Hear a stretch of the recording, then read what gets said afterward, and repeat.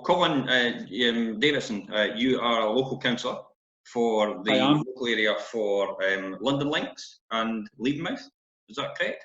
Levenmouth, everything from Bunnybank and Kennedy all up the way to Drumeldry. Yeah, good. So okay. Anyway, I've got about 16,000 residents in my constituency.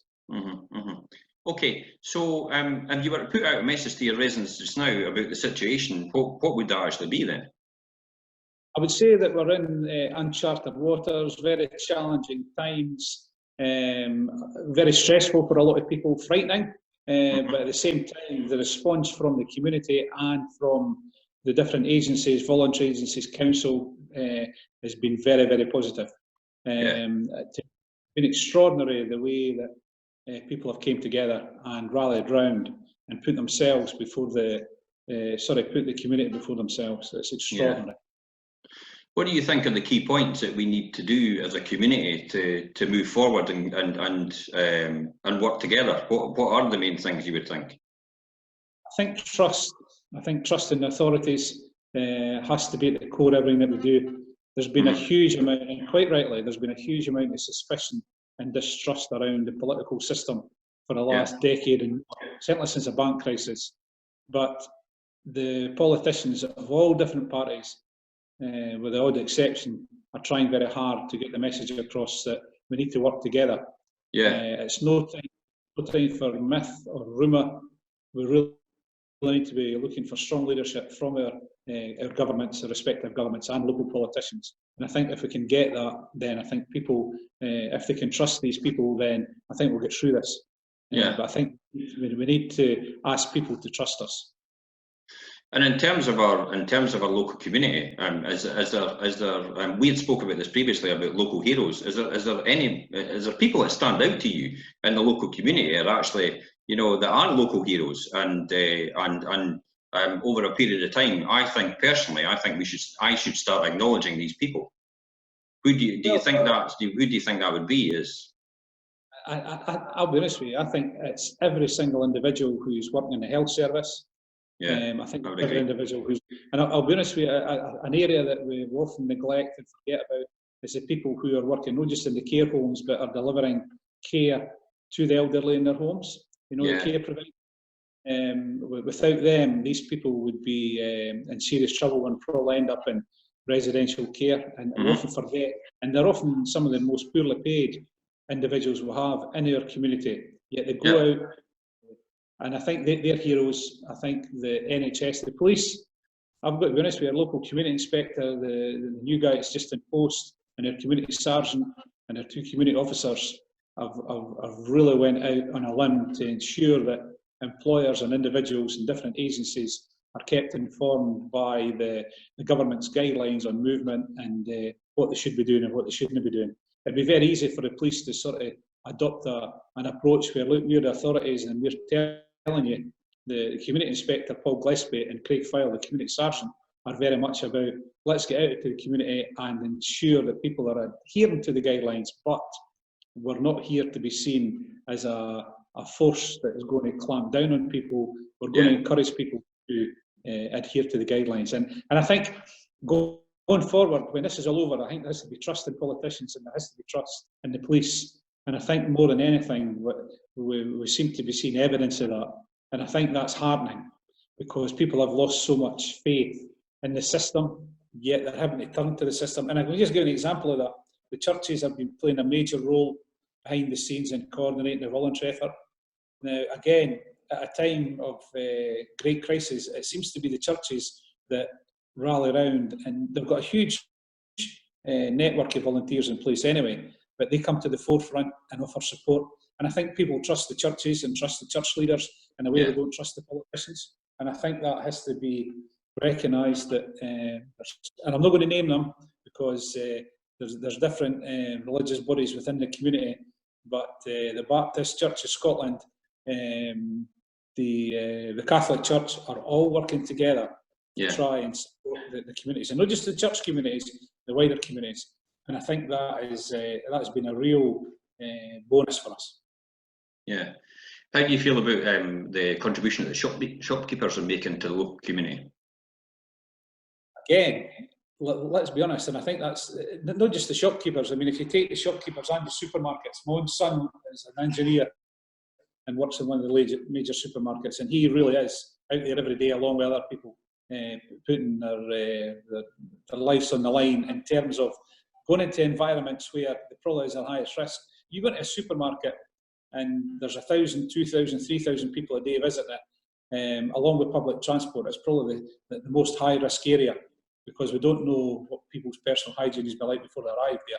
So I think shopkeepers, they mentioned the taxi drivers, again, providing a very, very essential service at a difficult time.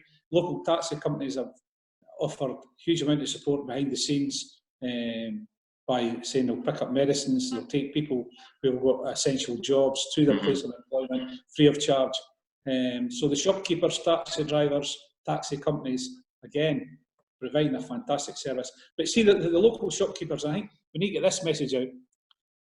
There's ample supplies out there. There's ample resources. There's ample food. I mean, Moreland's the butchers, Watson's in Leven. I went and visited them the other day. Simpson's been in the Leven area for generations. Their cabinets are stocked. Stewart's as well. I mean, Stewart's the bakers. I mean, at the end of the day, I almost take Stewart's for granted at the moment, but they've donated tons, and I mean tons, 4 or 5 tons of fruit to the food banks in the last 2 or 3 months. Keith Stewart and Mark, his brother, have been absolute. He didn't want to name individuals, but consistently for the last 6 months, they've been supporting the people who normally go hungry in the community. I think it's important to you've got these unsung heroes. I mean, you know, Keith and has been absolutely brilliant. And I saw his post the other day about he was almost at pains to say that he's sorry for having to mothball some of the shops just now.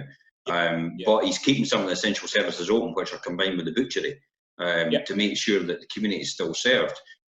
I took a run along to London Links, and I usually do a route round there, and I saw they were open in the morning, as well as the local Premier store with Zafar as well. I mean, he's been absolutely fantastic.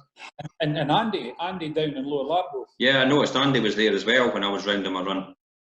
Yeah, and you're looking at somebody's donated, a group of people have donated over £1,000 to Andy on the basis that anybody who's hungry in the community are sure that supplies can go in there and collect stuff without any fuss being made. So these are the sort of things that are going on behind the scenes that are making the difference. And the people up in the Largo community in particular, they've got together and formed their own support network. And I think as politicians, we have to try and encourage that to take place and allow communities to organise their own voluntary organisations and response to this. Because I think it's the communities that are going to get themselves through this. There's a role for government, there's a role for the police, there's a role for statutory agencies, but really it's the communities themselves that are rallying around. And let's be honest, they won't get it right all the time, but the fact that they're trying to do something within their own communities really has to be encouraged, Yeah. The one group of people I noticed that, or people that actually get a hard time most of the time, is the refuse collectors. But I've got to take my hat off to them completely. I mean, they're doing a sterling job based on the circumstances they're in. And when you think about it and you go back to the times of winter of discontent and the very fact that you realise, I mean, if you had all that refuge sitting on your doorstep and nowhere to put it, the implications for infestation would be phenomenal. The offer from Fife Council for people to self-isolate was given to the refuse collectors and the grass cutting and the people that do essential maintenance on a daily basis. I'm not saying we take for granted, but they're in the community and sometimes we didn't even see them. The local depot in Leven, based in Methil but covering Levenmouth, got 8 volunteers and they're out at 7:30 every morning.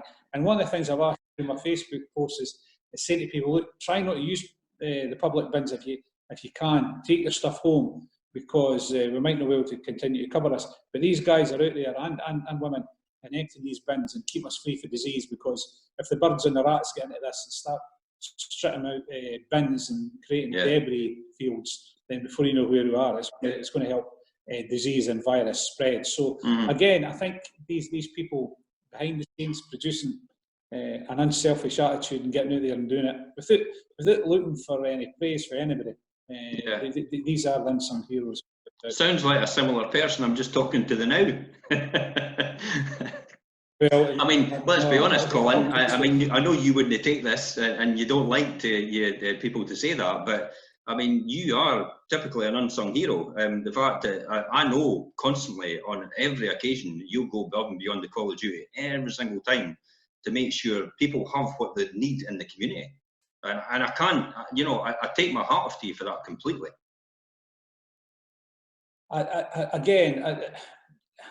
My job is to be a leader in the community. Now, that sounds corny, but I've been told to self-isolate, not because there's anything wrong with me, but because I suppose I'm an at-risk group, asthmatic, overweight and stuff like that. And I said, well, that's all very well, but we need to be seen to be out there supporting the services, supporting the public.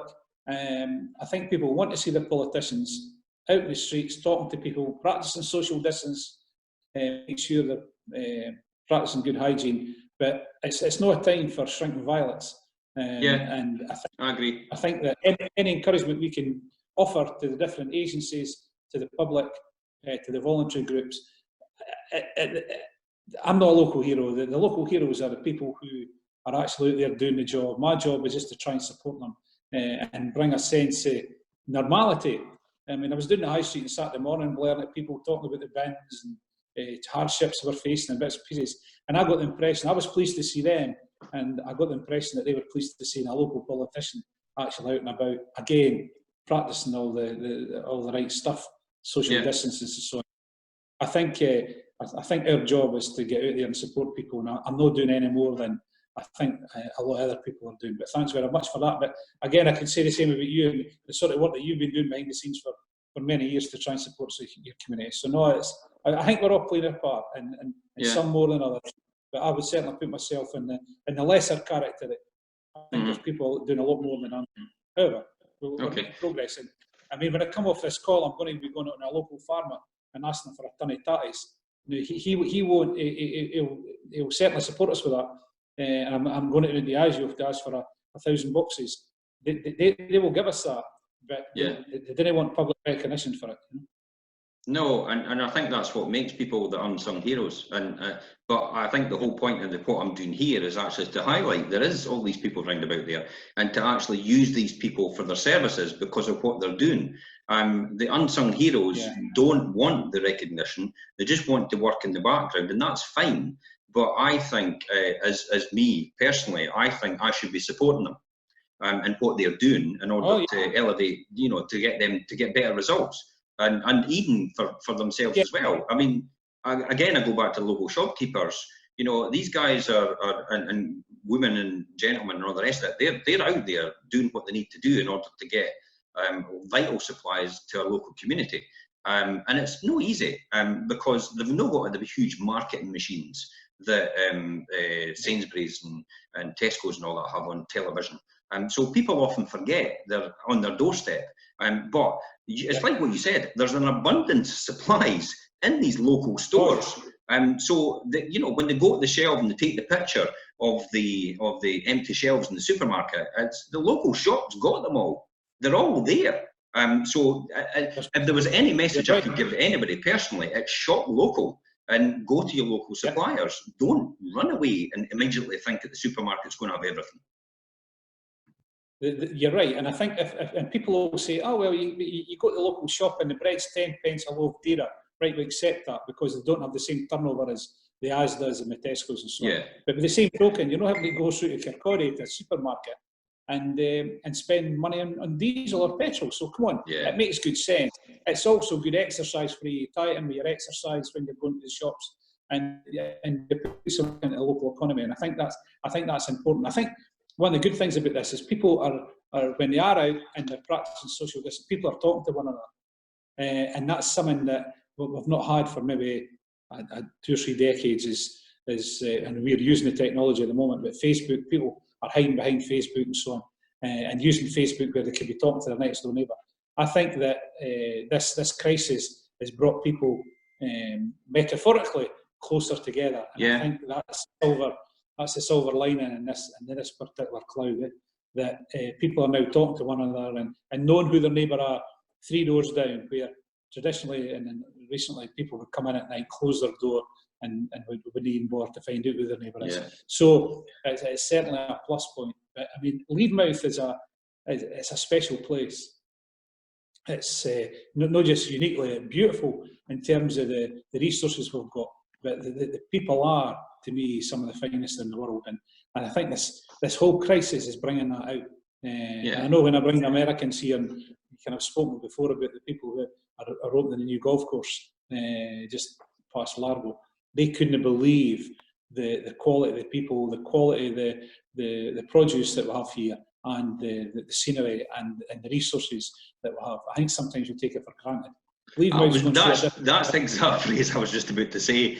We take everything for granted because it's something we've grown up with and it's been on our doorstep all the time. And probably the classic example for me is when I went to Rome and I compared Rome to here, I thought this was far superior in terms of lifestyle and quality and everything. And for me, I think, well, why on earth would you want to go to Rome and you've got this on your doorstep? Yeah, well, we maybe didn't have the Colosseum, but we've got some of the finest golf courses. No, but we've got some of the finest golf courses and culture and artists and so on anywhere in the world. And I think sometimes we take it for granted. It's only when you bring in visitors. I had these American investors who were investing tens of millions in that new golf course, and they said, Colin, the reason we came here is because the scenery was nice and we were given an opportunity to develop a unique piece of land. But what we've learned since we came here, the most important asset in this area is the people. I think sometimes we undersell ourselves. The people in Levenmouth, and I say it consistently, are the finest people in the world. And I think the crisis that we have at the moment are giving us an opportunity to show that to the wider world. I just left a crisis meeting with senior officers no more than half an hour ago, and they said to me, what's happening in Levenmouth is a blueprint for what should be happening across Fife and the country. Wow. The way you're organising yourself, the way you're putting resources in, this should be the blueprint. People of Levenmouth are well ahead of the curve. And when I come off this conference call, I'm going into another one with a major employer who's going to be investing heavily in the Levenmouth area once this crisis is over. That's brilliant. On the back of another last week. So there's a lot of good news things happening in Levenmouth. We're getting the railway line. We're spending a lot of money on the infrastructure. But there's going to be 2 major announcements made about new employment opportunities that are going to land on their doorstep after this crisis. So let us get through this. Let's keep practicing the community spirit. Let's try and continue to help each other and show that selfless attitude. Because leaving, it's not just on you up. We're going places. This whole area is going places. And if people can just hang on and get through this crisis, then there's a crock of gold at the end of the rainbow, I can assure you. Yeah, fantastic. So is there any key things that you'd want to advise people what to do in the now? Just in a few sentences. What could they do right now for them? Look out for your neighbours, look out for your family, keep exercising, only go to the shops once or twice a week, stay safe, practice good hygiene, and 4, 5, 6 weeks from now, we'll be able to look back and say, well, we've came through this together. Yeah, fantastic. And from my point of view, for anybody watching this video, please, if you've got an unsung local hero that you want to possibly recognise, by all means get in touch with me. I think it would be an absolutely fantastic format to do for people. I know they might not want to do it, but I think it's well recognised and well deserved probably. So thank you very much, Colin Davidson, for your time and support. And we'll look forward to speaking to you in the future, maybe for a few developments later on. Okay, it's a great thing you're doing, Jim. Take care and stay safe. Thank you.